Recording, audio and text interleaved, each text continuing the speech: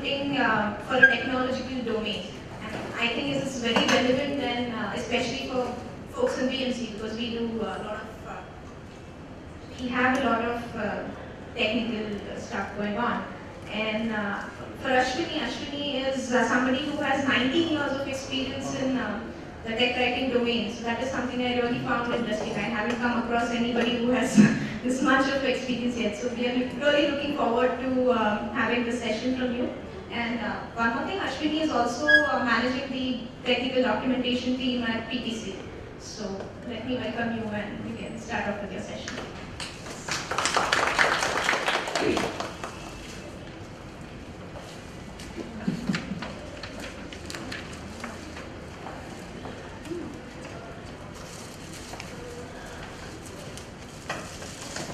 First of all, a very warm thank you to all of you for taking the time to come here, and an equally big thank you to all the organizers of this day's event. It's been wonderful so far, and to Mukta as well. She has been talking a lot about food, and I'm sure everybody, including me, is getting hungrier and hungrier. I'm not going to forgive you for that. Okay, but anyway, so my topic for today, as you can see, is writing for a technological domain. I would just like to request, before I start, that this is a learning session. I'm going to just share some tips, some experiences that I have gleaned from my own experience. I have been working exclusively in the CAD/CAM domain for all these years, and I have a certain set of experiences.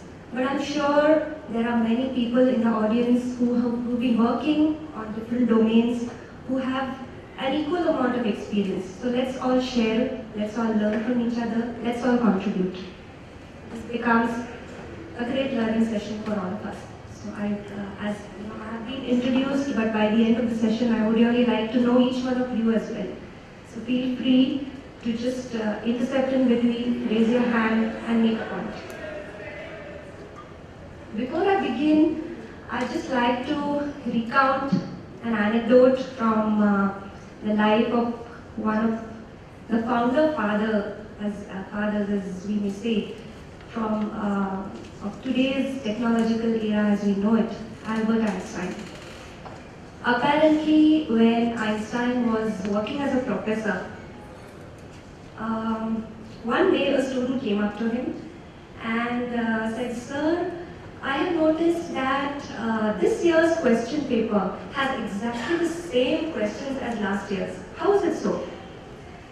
Einstein just smiled and he said, "My boy or my girl, whoever it was, the questions may be the same. This year's answers are completely different." So it just goes to say that technology is so dynamic. It is changing all the time. So what is there today may not hold true tomorrow. That's technology.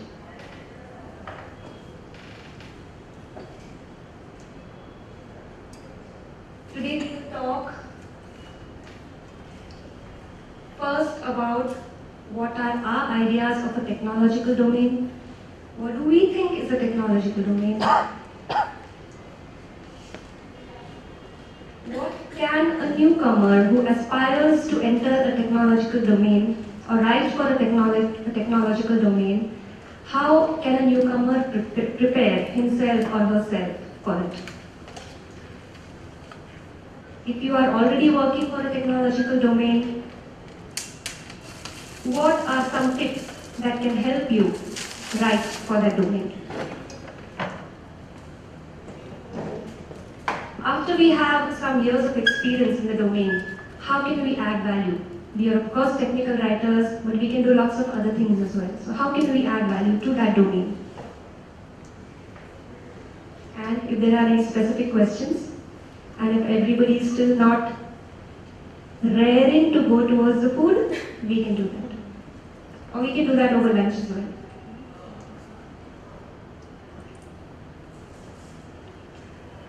I'd like to have your participation here. What do we think is a technological domain? How can we define a technological domain? Any ideas?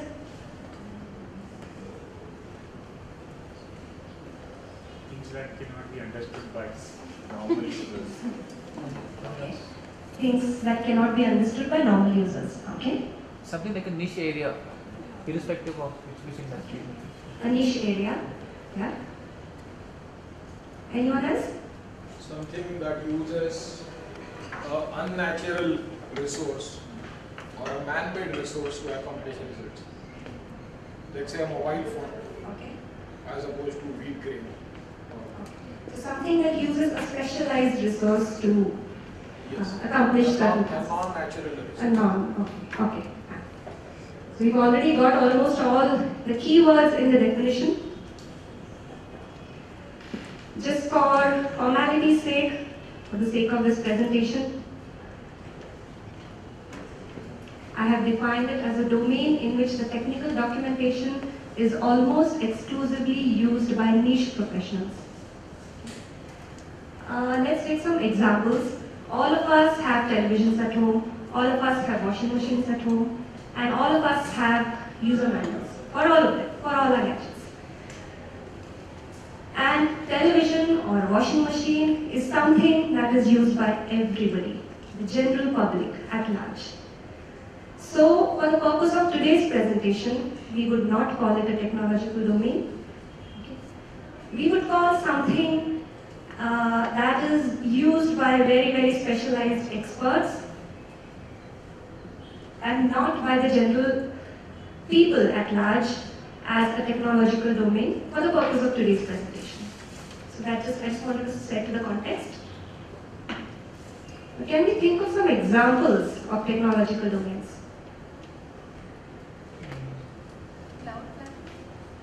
Cloud? Okay. Good airlines, medical.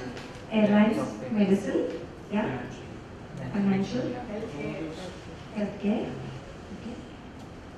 Automotives. Legal. Robotics, somebody? Automotives. Automotive, okay. Absolutely. Again, just for formality's sake, I have just put some examples in here. Medicine, definitely. If a doctor needs to use a manual, only a doctor will use that manual. You and I will not use it. That's very, very niche. A manual which is written for a doctor has to have certain properties.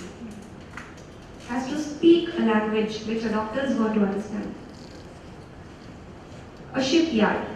Somebody who is going to build a ship needs certain kind of information in a certain way. You and I are not going to stand up and build a ship. Windmills. Designing a windmill, erecting windmills. That is such a niche technology that there is a certain segment of technological experts who do this.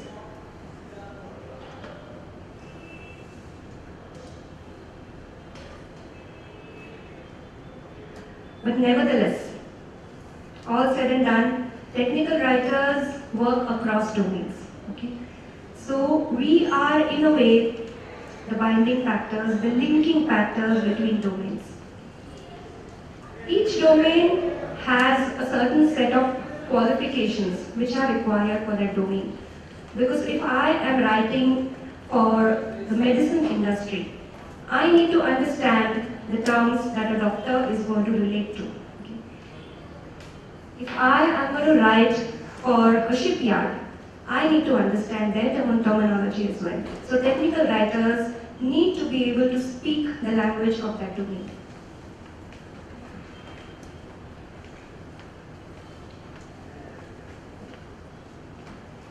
This is especially for newcomers.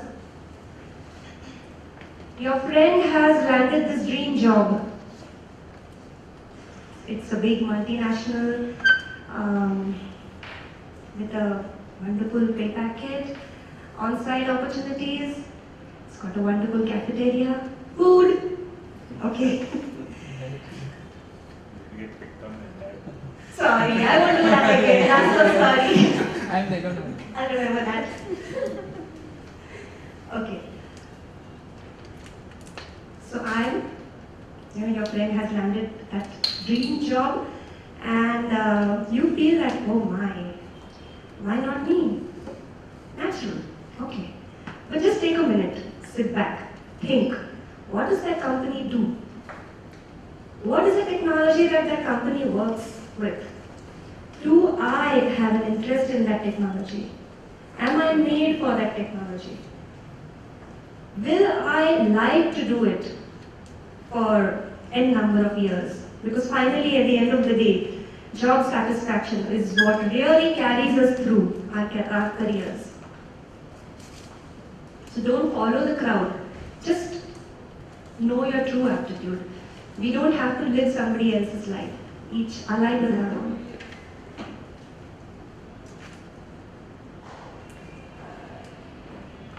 For all of us, a resume is the first window that we are going to have with our prospective employers. Especially in the technological domain, there are some things which are important to have in the resume. For example, a prospective employer, and it is but natural, would like to assess whether the candidate possesses the relevant background skills for that organization. It's but natural. Okay, that's fair enough. So make sure your resume has all your qualifications. If you have technological qualifications, fine. You have done your homework some years ago. Okay? But if you don't, for example, now I'm just taking a very general concept here. It may not completely apply. There are exceptions. Okay? When we talk about a technological domain, we would generally think of a background in science or math or engineering. Okay? Fine.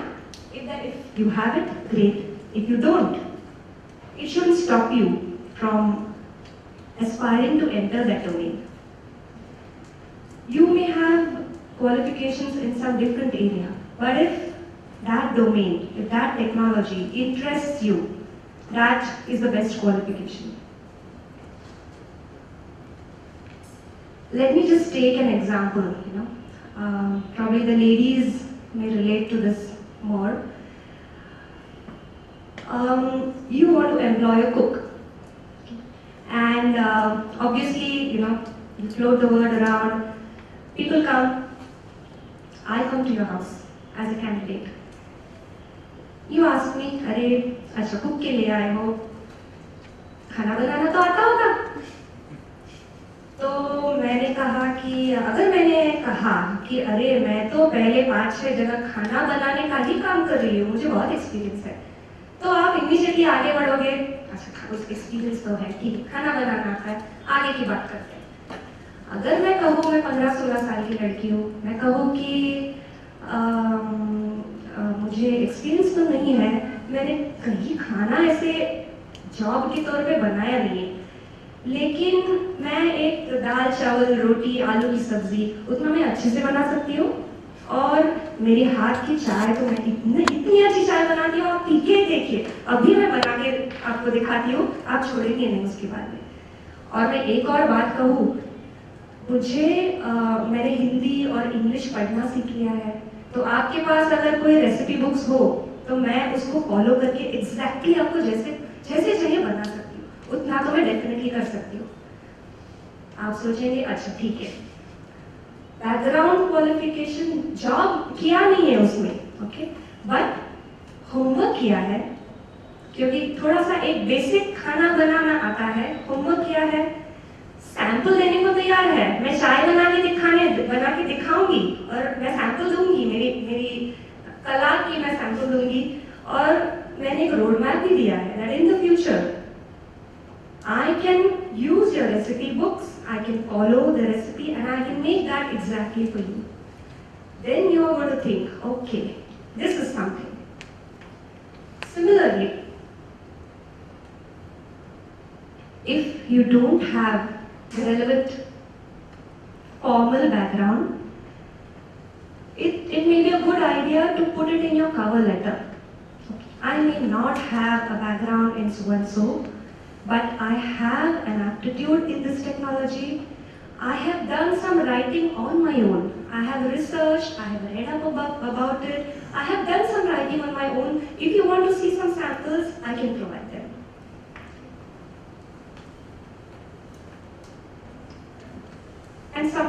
very important in the resume is your objective. Now, if a prospective employer gets about 50 resumes, and out of that, for one position, out of that, 10 resumes have the same objective. Obviously, the employer is going to think that this has been, it's a standard objective, it has been copied from somewhere. In a resume, let your objective be yourself, completely yourself. It is you. It is your life. It is your objective. So be very, very truthful when you write your objective. Most organizations will have a written test and an interview, definitely. So during the written test, there may be questions related to the technological domain, to the technology that is used. But I'm sure there are going to be a lot of technical writing related questions as well. So be sure, equip yourself so strongly on the other side that, even if you cannot answer some of the questions which are very, very based on that technology, it is fine.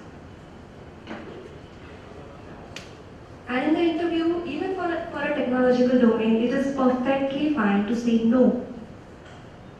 I do not have the relevant background information right now to answer this question.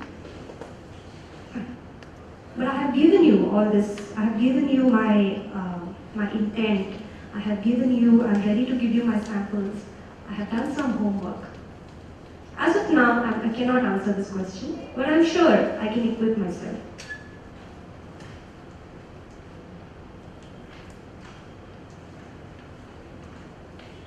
Once we are in the domain, very, very important.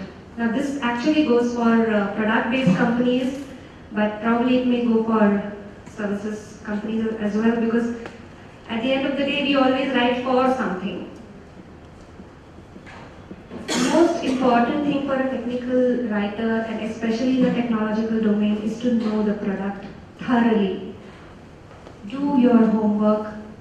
Whatever information you can lay hands on, there may be tutorials in your organization, there may be information on the web, there may be people you can talk to. Do that. Spend the initial days really soaking up that domain.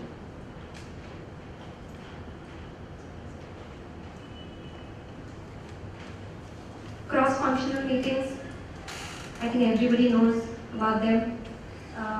They are meetings where all the stakeholders will sit together, technical writers, the development, QA, support, everybody will sit together, discuss issues, discuss the status, discuss what is being implemented. Whenever possible, to the extent possible, do make it a point to attend the meetings. This way, we not only improve our domain knowledge, but we also build a circle around us, because these are the people who are going to give us information, these are the people who are going to review our documents. To take part, attend. In a technological domain, typically, if I am a technological user, I will not be very interested in procedures. If I am in a dialog box, which is used to perform a specific task, I will definitely know that I need to click this button here, I need to type something there, I need to select something from that list. I can figure that out by myself completely. What I need is conceptual information. What does that dialog box achieve? That is very, very important for me. Rather than how I'm supposed to click a button there, and I can figure that out. What I will also appreciate is how does that dialog box or that task fit in those 100 other dialog boxes or tasks which make up my product. What are the tasks to be done before this task? What are the tasks to be done after this task? So that my entire product use is accomplished. So I am using that product for a particular purpose. So to accomplish that purpose, I need to know where a particular dialog box fits in that entire chain, in that network of dialog boxes. So this is what I'm going to be interested in. I think this can't be reiterated enough. A picture definitely speaks more than maybe 1,000 pages or 1,000 topics. So use pictures liberally. As a technological user, I will not read pages and pages of information. If you give me that in a picture, I'm going to get it immediately. So, Ashwin, can Yeah. I ask a Sure, question? sure. So when you say images, do you mean information graphics or do you mean screenshots? The reason I'm asking Okay. is, how are screenshots going to aid the users? Not That's what they screenshots. see. That's what they see in the product as well. Not screenshots. Conceptual images.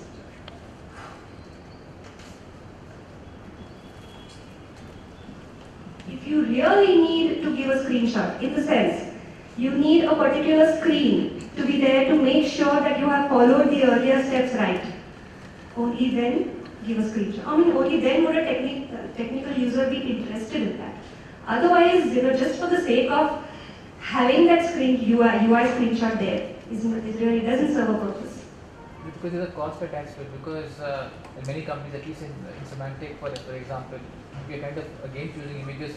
So do it sparingly, because then you have a lot of costs around localization, because it has to be translated into like X number of languages. So, That's a good point. Yeah. Localization costs are prohibitive. So it's always better to optimize on those. This is a trap that most of us may fall into. We as technical writers have been conditioned to follow certain guidelines, don't use jargon, use simple terms. But for a technological domain, there are some words which have to be used. They are commonplace, they are very much a part and parcel of that domain. And if we don't use them, we cannot get across to the users very clearly. To give a very simple example, maybe 5 years ago, if somebody would have said Google it, it would have been blasphemous. I would have said, oh my God, a technical writer saying Google it. You need to say you open the window and search for the term. That is the elegant way for a technical writer to explain how to Google. But now Google it is an accepted word. Toggle it. All these are accepted words now, and we shouldn't go away from them. Use the words that are intrinsic to the technology. If required, we can maintain a technical database so that we can refer to it. We have standards all across the organization.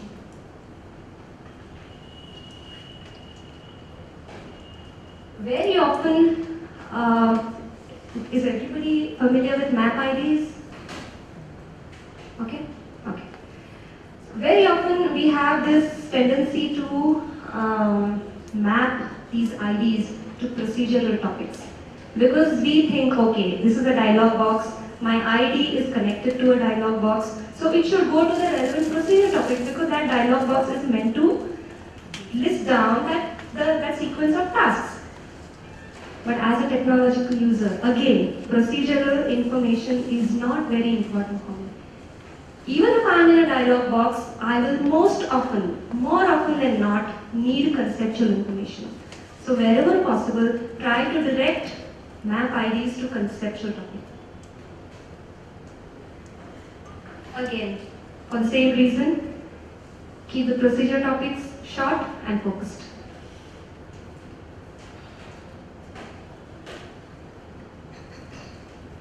So as a technological user, I'm definitely going to appreciate conceptual information. I'm also going to appreciate reference information like examples. Real examples of that particular task. Workflows, real life scenarios. Any kind of additional information that will help me accomplish that task. That is the information which may not be there in that dialog box. That is the kind of information I'm going to appreciate. And that is why use reference topics.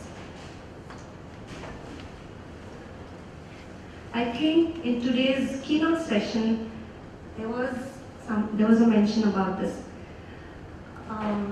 We may not directly need to use non-UI methods to perform a task. For example, Most software has something called as a command line interface. So you can either use the dialog box or the user interface to perform a task, or you can use the command window. And in a command window, typically you just need to type the command. You need to enter some parameters, some options, and your task is done. As a technological user, I am probably going to use the command line interface more than a user interface, because I don't care about UI. I know all the commands. I want speed. I want to get my task done very fast, and I know how to do it. So if we are to learn the technological language, it's a good idea for us to familiarize ourselves with the task, with something that a technological user would do. We may not be the experts, but okay, it helps. It helps a lot. Sometimes we may also realize that in a particular, in a particular topic, if I give this non-UI based method as an alternative method, it helps a lot. But before that, we need to know it. So it helps to familiarize ourselves. Again, there are of course some, issues with videos like file size and things like that. But all said and done, if not for all tasks, at least for the key tasks or for some examples, some core examples which help your user to get familiar with the software, use videos. They help a lot.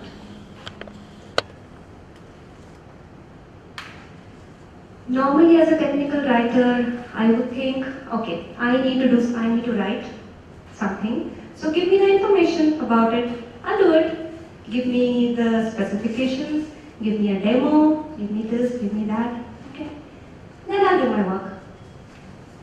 When we are working in a technological domain, it is very, very important for us to be as independent as possible. So that is where this point is linked to the first, do your homework, know your product. Try not to depend for demos on anybody else. Try to be independent as much as possible. This is appreciated. This is very much appreciated.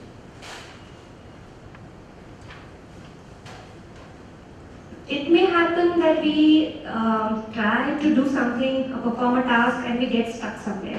Fine. At that point, we can go and say, okay, I'm stuck here. How do I proceed? It's much better than directly saying, okay, this is a new functionality. Give me a complete demo about it. Sometimes technical writers may think, okay, I have completed my writing work and I'm handing it over to some other team to be integrated into the product. It's fine. We may not do the end-to-end process, but it is always good for us to understand what happens after we submit our deliverables. We should at least know the end-to-end process.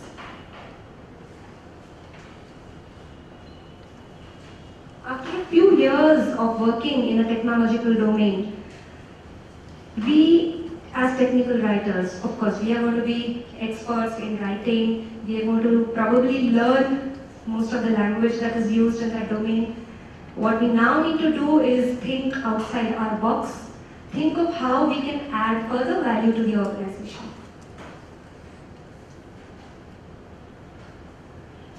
You can imagine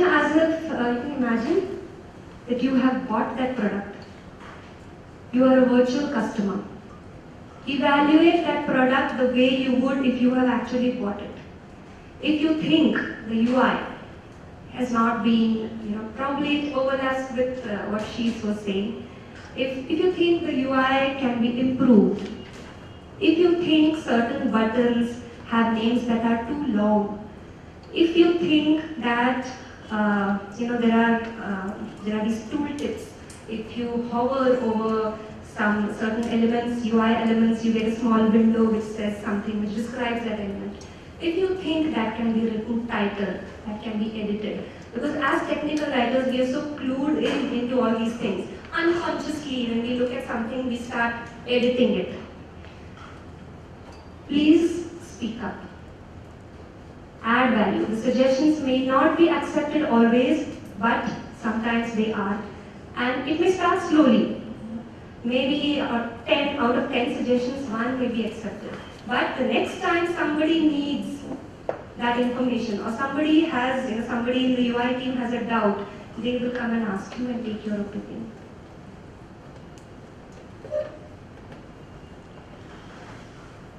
Normally, testing is the role of the QA department. But for a technical writer to add value, it doesn't harm at all to offer to participate in tests. We may not be able to test the product the way a QA team does, but we can always run simple test cases. We can volunteer. Okay, I have some time. Your QA engineers run test cases. Give me some simple test cases. I will try to do them.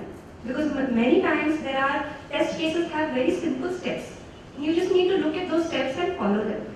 And if we know our product reasonably well, it is not very difficult.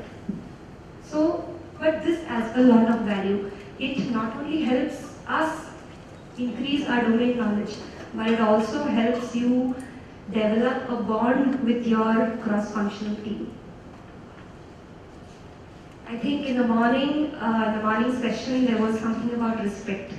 This directly relates to respect. If your documentation is localized, what you are doing now is done by the localization team 1 month down the line. For example, if you have captured certain images, you have worked on the software in a particular way and captured images of what happens in your window. And localization needs to do that a month down the line.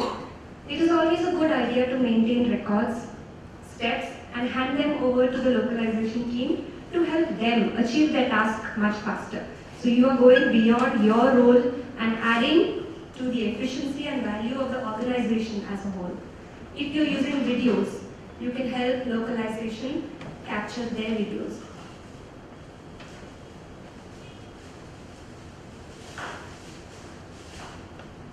Again, this is related to one of the earlier points. Sometimes we may not be doing all the end-to-end tasks for our documents, but we should at least know about it. If we are not already doing it, try to participate, try to volunteer, try to say, okay, I don't know how to integrate this, but can I make a start? Can I participate? And then finally, at some point of time, you could try to take it over. So try to be involved in all the stages of the documentation cycle.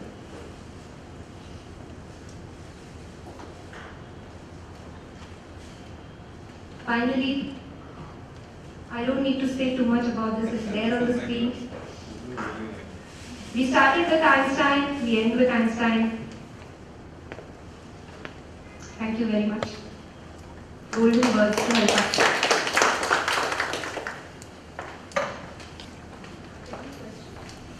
Yeah, any questions? I can just add have one a question, but just to add to your last slide. Okay. So, while adding value, what I feel many times, what happens in the cross-functional team meetings, or if there's some product demos and all, writers are just sitting there and listening to what is going on between the development and QA and all. So instead of just to be an audience, you can ask good questions. You can show that you know about the product, and you are thinking from the user's point of view. So that way you get more visibility, and that way you can also add value to the discussion as such. I had a point to add to that. I think you had a slide about the CLI, the command line interface. So as industries are getting more automated and more sophisticated, it's very important for a writer to understand where the product sits in the overall ecosystem of the customer. So very often the customer is using the product in a certain way, and they're going through a bunch of CLI steps to achieve something. So in Symantec, we have done a bit of research, and realize that the need of we have things like workflow topics. So I have my procedure, I have my concept. How do I string all these together and achieve a task which is important to me? So if you do something like that, which takes a lot of time, then a lot of value is added.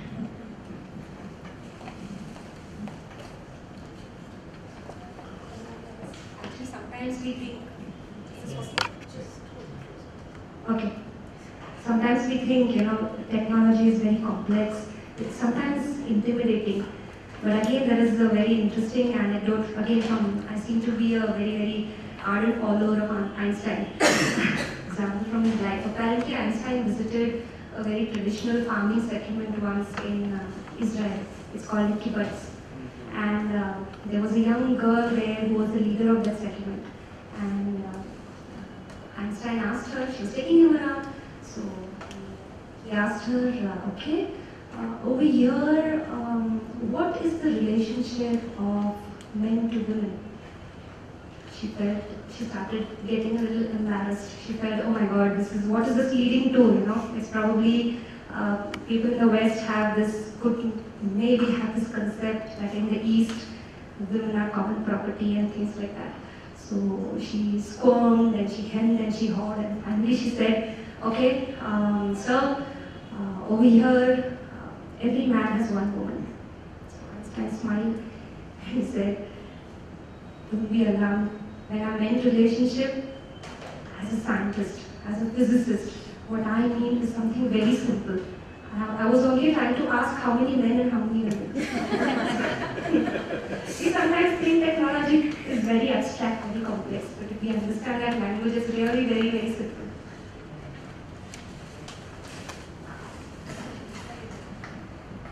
Hello? Yeah, thank you so much, Ashwini. This was really a wonderful session, and I liked it a lot. And there are quite a few things which some of them we are already doing, and a lot of them we can still continue to do well. Thank you so much. Can I request Shrish to come and give her a small gift? Ashwini?